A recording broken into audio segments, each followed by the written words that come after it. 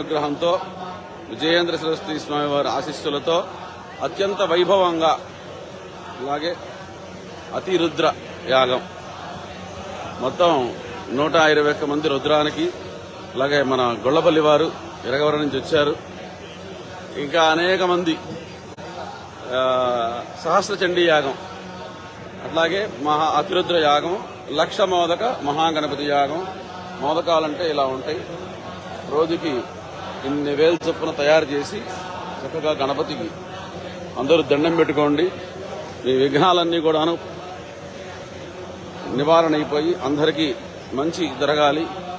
ముగ్గురు స్వాముల యొక్క దివ్యానుగ్రహం ఎంత వైభవంగా జరుగుతుంది. చంద్రశేఖర భట్ గారు దగ్గర ఉంటున్నారు. యజ్ఞనారాయణ గారు కృష్ణభట్ల వారు కన్నాల నుంచి వచ్చారు.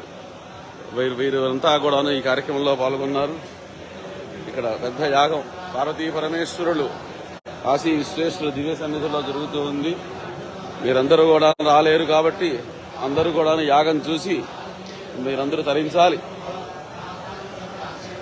సేనాపతి గారు, భరణి శాస్త్రి గారు, అనేక మంది మహా విద్వాంసులు, మంచి ఉపాసకులు, అమ్మ సహస్ర చండీ,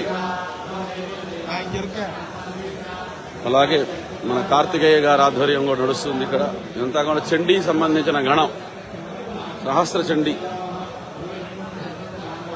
అందరూ చక్కగా చూసి దండం పెట్టుకొని తరించండి. ఇటువంటి యాగాలు మనం చూడలేం. మన దెందుకూరి వీరరాఘవ గణపాటి సోమయాజులు గారు మన విజయవాడ వారు, వీరు ఇక్కడ చాలా సంవత్సరాలుగా కాశీవాసం చేస్తున్నారు.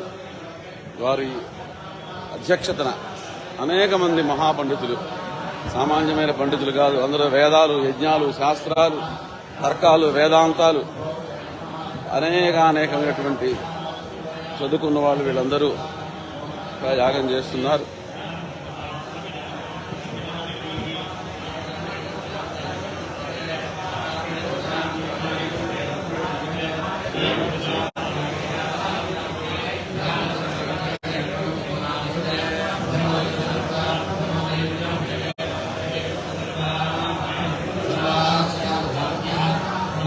అంతా మన వేదభవనం శ్రీరామ గణపాటి గారి ఒక గణానికి అధ్యక్షులు.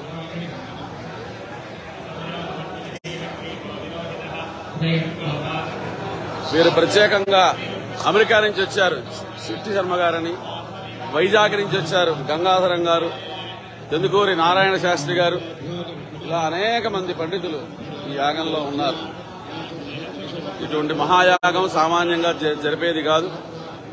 పార్వతీ పరమేశ్వర దివ్యానుగ్రహం, శంకర విజయేంద్ర సరస్వతి మహాస్వామి వారు లోక కళ్యాణాన్ని కాంక్షించి లోకంలో ఉన్నటువంటి సమస్త ఆది వ్యాధి పీడలు తొలగి సర్వజనులు సర్వ ప్రాణులు సుభిక్షంగా ఉండాలని ఈ కార్యక్రమం చేస్తున్నారు.